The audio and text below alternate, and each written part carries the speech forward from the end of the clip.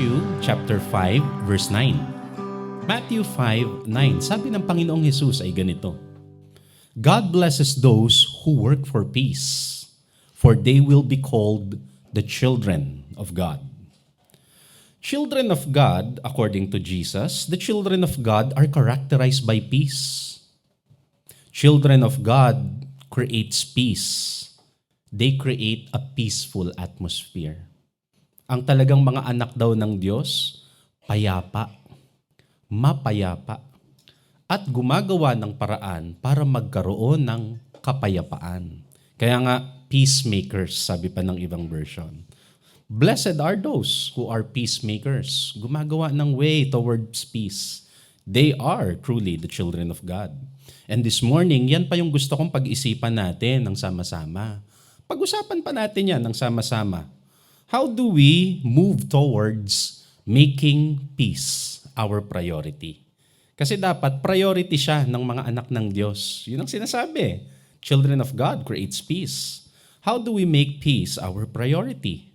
This is our shared reflection. In this message, we give a title, Prioritize Peace. Romans 14:17-19. For the kingdom of God is not a matter of what we eat or drink.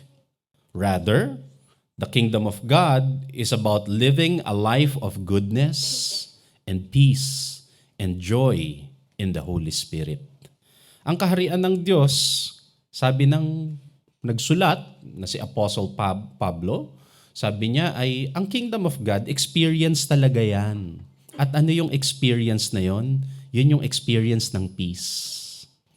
Sabi niya, the kingdom of God is an experience of peace. And those who seek God should be actively seeking peace. Those who seek God, yun talaga naghahanap na ma-experience ang Diyos, hanapin niyo yung kapayapaan. Peace that is not dependent on the changing circumstances. Peace kahit na ano pang sitwasyon yung kaharap natin, in all or in every situation, we should make peace our priority. Prioritize peace. At yan din yung advice ng Panginoong Hesus. Jesus has advised that we should prioritize peace. Matthew chapter 6 verse 33, seek the kingdom of God above all else, and live righteously, and He will give you everything you need. So very in tune yung sinasabi ng dalawang verse. Huwag niyo masyadong iintindihin yung mga anong kakainin, anong mga isusuot, yung mga babayaran. Lalo ngayon, mid-year, marami na naman babayaran. Mid-year, gano'n naman talaga yan, din nauubos. Mid-year, start of the year, end of the year, umiikot lang siya. Darating at aalis din yung mga alalahanin na yan. Kaya wag yan ang intindihin nyo. Ang intindihin nyo, magpalit-palit man yung sitwasyon, dapat meron kang peace. So yung peace na tinutukoy nila, nitong dalawang writers na ito, especially ng Panginoong Hesus, is a peace that is not conditional. Conditional meaning na hindi yung may peace ka pagka ganito ang sitwasyon. Wala kang peace pagka nag-iba na naman ang sitwasyon. Payapa ka pag marami kang pera. Tapos pag mababa ang balance sa bangko, hindi ka na naman payapa. Payapa ka pagka marami kang mga bagay sa paligid, marami kang mga material na bagay sa paligid, sagana. Tapos pagkakulang, di ka na naman payapa. Hindi ganun yung kapayapaan na tinutukoy. Because this peace is the kingdom of God.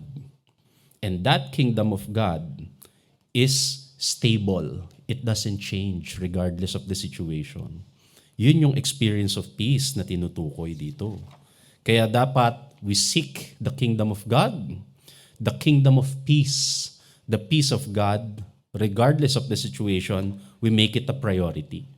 Pero pag-usapan pa nga natin, medyo pag himay-himayin natin, so how do we get this peace? How do we operationalize this in our daily life? Kasi nga, lahat naman tayo, may kanya-kanyang challenges, may kanya-kanyang kaharap. How do we prioritize peace? Prioritize peace by acquiring knowledge. Prioritize peace by being knowledgeable. Paano nakukuha yung peace by having knowledge? By being knowledgeable. Ang isa kasing nagnanakaw ng peace natin ay yung fear. particularly the fear of the unknown. Pag merong mga bagay na hindi natin alam, hindi natin naiintindihan, hindi natin alam kung ano yung darating, may takot na dala yun. Yun ang isang malaking dumidistorbo ng ating kapayapaan. Peace is disturbed when there is fear of the unknown. And when there is fear of the unknown, it will lead you to be intolerant. It will lead you to suppress and oppress many things, including people. Kasi pag di mo alam, pag di mo kabisado isang bagay, tapos nandiyan siya sa harap mo, dahil sa takot, ay wag yan.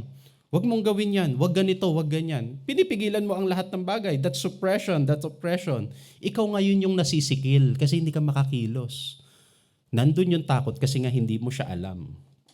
So may epekto yung fear na yon on both the person who is afraid and the person or the thing that he or she is afraid of. This fear of the unknown is escalated by false news, by fake news or information. Lalong lumalala yung fear of the unknown pagka maling information pa yung dumarating, fake news pa yung dumarating. Di ba? Hindi mo alam kung bumaksak daw ang ekonomiya.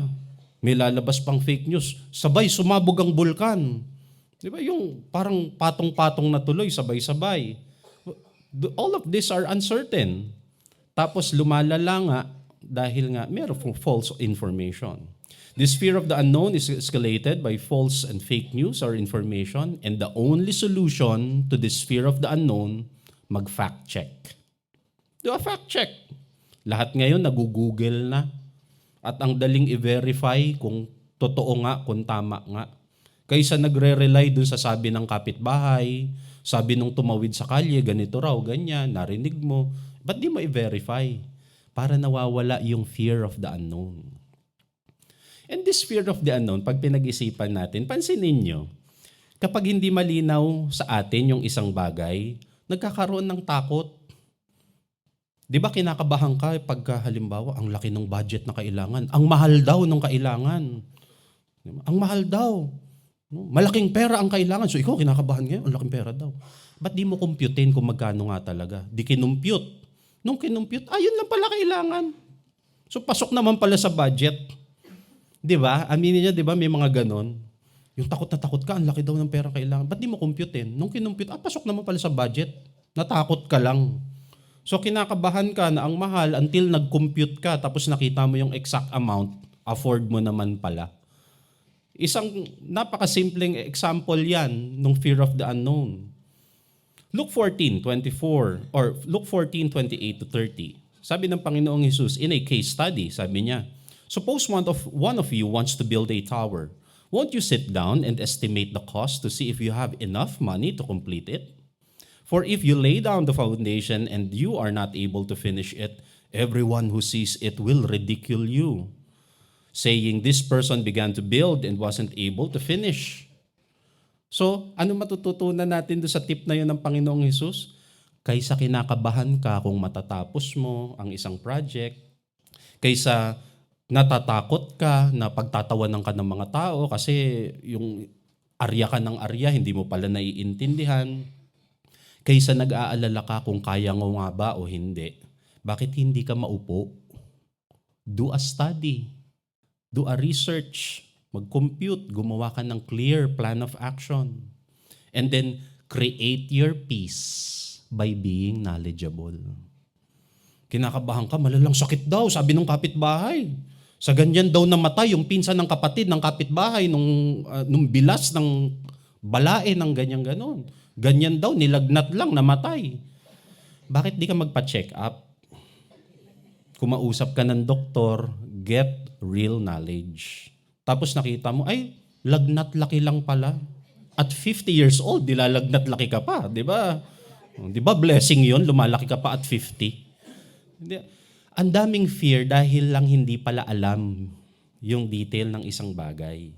Ang daming fear kasi kulang lang pala ng information. So, create peace by being knowledgeable. Ang daming mawawalang peace pag meron kang information na validated information na reliable. Also, mga kasama, Prioritize peace by getting, you know what? By getting a good sleep and sufficient rest. The experience of having fear and anxiety happens also when we are physically unwell. Yung mga kawalan ng peace, worry, anxiety, kadalasan din kasi yan, hindi pala maganda yung pakiramdam. Maaring may sakit, merong imbalance, merong changes sa body chemistry. Yung mga fear at saka worry na kulang lang pala sa pahinga. And you know what? Pagka ganyan, hindi verse ang kailangan nyo. Pagka ganyan, hindi ministry activity ang reseta sa ganyan. Alam nyo, ang kailangan talaga ng ganyan, matulog. Mahiga at matulog, magpahinga. Tanggalin yung mga laman ng isip. Diba? Sabi ng Panginoong Jesus, di ba? Tumangkad ka na ba by worrying? Have you gained any height? Dadagdagan ba yung buhok mo sa ulo by worrying? No. Were you able to add time or years in your life by worrying? So, ano ba naman yung iwan mo muna yan for 30 minutes para power nap ka dyan? Ano ba naman yung iwan mo yan ng kalahating araw para magpahinga? Kaya maupo ka nga muna talaga. Diba? Nang sa ganun din, nasasalansan mo yung isip mo. Diba? Hindi verse ang kailangan yan. Hindi another activity na naman. Diba? Hindi mo kailangan na mag-text at tumawag sa mga kapastoran tapos pag-pray nyo nga ako. Hindi yun ang kailangan nyo. Kailangan nyo matulog, kumain. Kumain ng tama. Yung healthful na food. Refresh your physical body. What is really needed is to pause and get some rest. Magpahinga talaga. Puso, isip, katawan, ipahinga.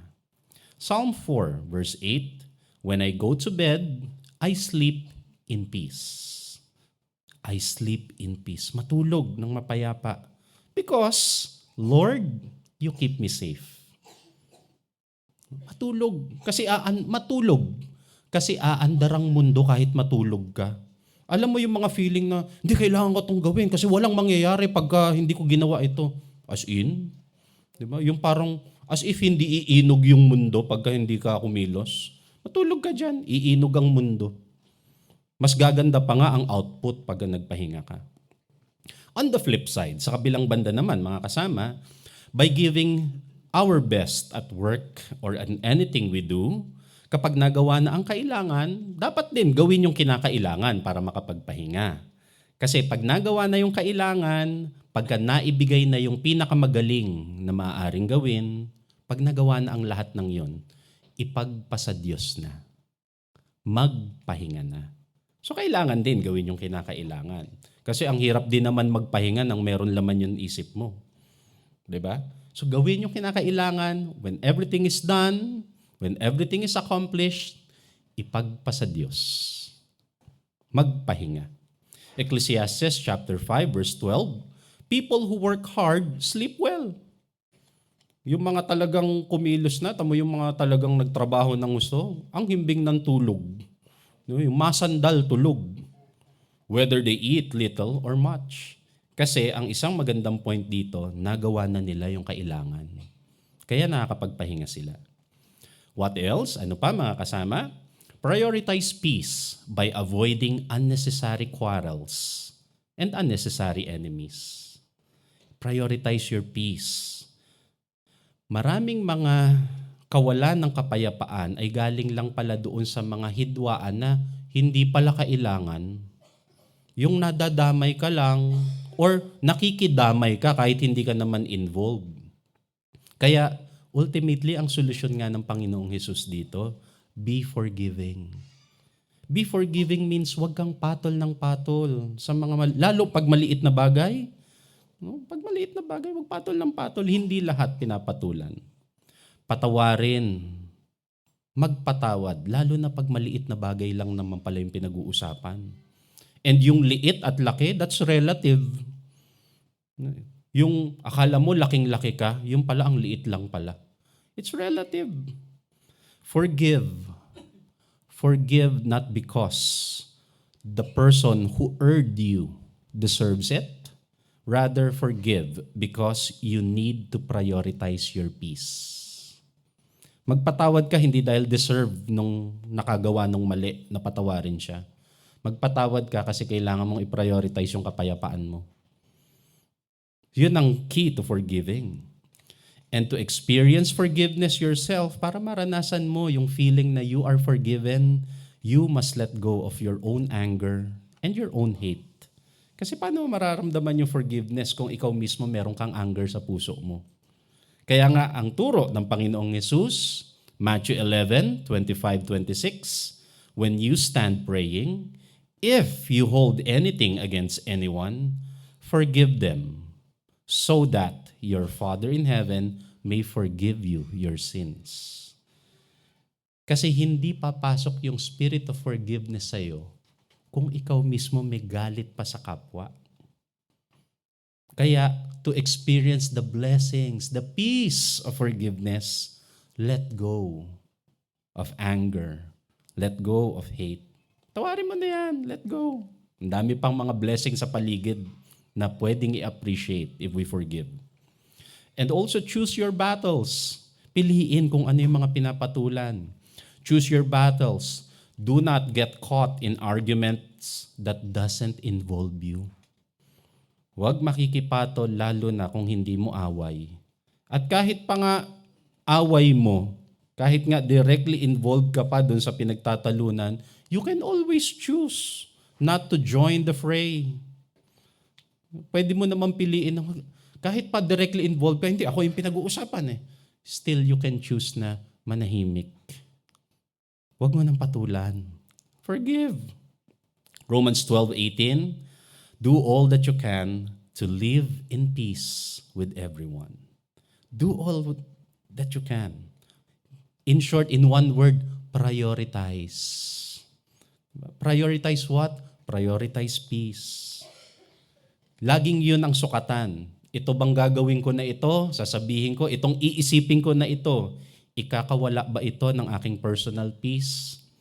Yun palang checkpoint mo na. So pagka ikakawala ng personal peace, move away. Hiwalay na. Kung ikaka-improve ng personal peace, then go for it. Basta ang sukatan lagi, what will this do to your personal peace? And of course, my dear brothers and sisters, my friends, prioritize peace by being connected, by being in tune with God. Makiconnect sa Espiritu ng Diyos, makivibrate, resonate with the frequency of God. Peace. Prioritize peace by being connected and being in tune with the Most High God. Pansinin ninyo ito. The God Most High, the Most High God, ano ang characteristic niya? The Most High God is characterized by peace, by stillness. Ang character ng Most High God, serene, to have serenity. The Most High God have harmony, restfulness. And we don't even need to struggle. We don't even need that warfare because greater is He that is in me, in you and me, than He that is in the world. So para saan ang pakikipaglaban? Panalo ka na. You just need to claim. You just need to get yourself in tune with the victory of God Most High. Lord, talagang iniiyak ko to sa prayer.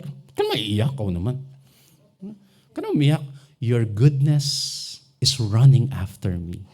Di ba? Dapat ganun ang prayer. Lord, thank you. Hinahabol-habol ako ng prayer mo. Tinatry ko nang takasan eh.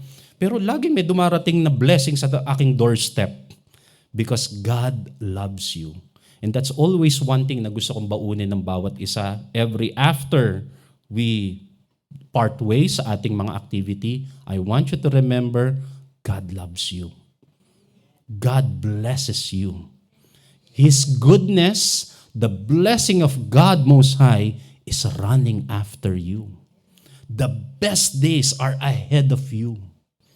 Nandiyan sa harapan niyong pagkarairaing blessing because God is good. Yun ang characteristic ng Diyos kataas-taasan. 1 Corinthians chapter 14, verse 33, God is not a God of confusion. So hindi siya nakakalito, hindi siya nakakagulumihanan. Rather, God is not a God of confusion, but a God of peace. So ang karakteristik nga ng mga anak ng Diyos, mayroong peace. Right? Jesus is likewise characterized like His Father, the Most High God. Ang katangian ng anak ay kagaya ng katangian ng kanyang Ama, Diyos kataas-taasan. Kaya ang paanyaya lagi ng Panginoong Hesus, Matthew 11:28, "Come to me, all of you who are tired from the heavy burden you have been forced to carry, and I will give you rest." Bibigyan ko kayo ng rest, calmness, serenity. Bibigyan ko kayo ng kapayapaan. Yun ang nakaantabay. Yun ang karakteristik kasi ng ating Panginoong Hesus. So, mga kasama, be reminded, embrace, and take hold of God's promise. Laging alalahanin ang mga pangako ng ating Diyos. Invest your energy in looking forward to God's promises. Doon nyo ituon yung energy nyo sa pagtanaw, sa pagiging excited, sa pagdating ng mga pagpapala ng Diyos. Invest your energy looking forward to God's goodness. And work towards receiving blessedness. Tatanggap kayo, maniwala kayo. Kasi yun ang nakalaan. Do not waste energy on worrying. Sayang ang energy sa pagwo-worry. Ituon nyo na lang siya sa pagiging excited. Magsuklay na lang kayo ng buhok. Marami pa kayong ma-accomplish. Kaysa yung nag-aalala kayo, namumroblema kayo. Bakit? Goodness is right upon your doorstep. Andyan na, paparating na. Kasi yun naman talaga ang plano. Philippians chapter 4 verse 6, "Do not worry about anything. Instead, pray about everything. Declare goodness in your prayer. Tell God what you need and thank Him for all He has done." Pag nagpapasalamat kasi tayo, nare-remind tayo na, dami na nga palang blessing dumating. Yun ang effect ng pagpapasalamat, and that will assure you na marami pang paparating. When you are anxious, when you are afraid, count on the peace of God. Pag wala kang sariling peace, hingin ang kapayapaan ng Diyos. Kasi magbibigay siya. Philippians 4:7, "The peace of God which transcends all understanding will guard your hearts and your minds in Christ Jesus." Yung peace niya na hindi na maipaliwanag bakit ganun ka sobrang ka-peaceful, yun ang lulukob sa inyo. Yun ang mag-iingat sa inyong puso at isipan. Pag walang sariling peace, God will give you peace. Lumapit at humingi sa Kanya. Receive the gift of God Most High in Jesus, His Son. At ano yung gift na yon? That gift is inner peace. Bibigyan niya tayo ng inner peace. Magbago man ang mundo sa paligid, hindi nagbabago yung kapayapaan sa loob. John 14:27, Jesus said, "I am leaving you with a gift, peace of mind and heart. And the peace I give is a gift that the world cannot give." Iba ito dun sa ibinibigay ng mundo. Kakaiba itong gift na iniiwan ko sa inyo na peace. So, do not be troubled, do not be afraid. Binibigyan tayo ng Panginoong Hesus ng gift of peace. Kaya sabi ko nga, tanggapin, yakapin, ipaalala lagi, i-declare lagi that you have the blessing of the peace of God. At itong last verse natin, sana ito yung prayer natin all together. Isaiah 26 verse 3. Itong declaration natin, basahin nga natin ng sama-sama. Isaiah 26 verse 3. Go. "You will keep in perfect peace all who trust in you, all whose thoughts are fixed on you."